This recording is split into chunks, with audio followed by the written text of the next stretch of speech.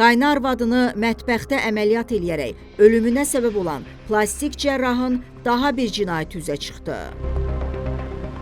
Bu barədə reporta Yasamal rayon prokurorluğundan məlumat verilib. İstintaqla Ülviyə İlyasovanın tibbi təhsili, o cümlədən müvafiq lisenziyası olmadığı halda müxtəlif ünvanlarda qanunsuz liposaksiya, pi sovurma, bədən şəkilləndirmə, cərrahi əməliyyatı, habelə digər cərrahi və estetik müdaxilələr etməsi nəticəsində Mila Əlibəyovanın səhhətində ağır nəticələrə səbəb olan mühüm zərər vurulmasına əsaslı şübhələr müəyyən edilib. Ülviyə İlyasovaya cinayət işi üzrə səhlənkarlıq ağır nəticələrə səbəb olduqda maddəsi ilə ittiham elan edilib, cinayət işi baxılması üçün aidiyyatı üzrə Yasamal rayon məhkəməsinə göndərilib. Qeyd eləyək ki, Ülviyə İlyasova bundan əvvəl evinin mətbəxində elçisi Səbirə Vəliyevanı qanunsuz olaraq bədən şəkilləndirmə əməliyyatı eləyərək ölümünə səbəb olmaqda təqsirləndirilib və 3 il 2 ay müddətinə azadlıqdan məhrum edilib.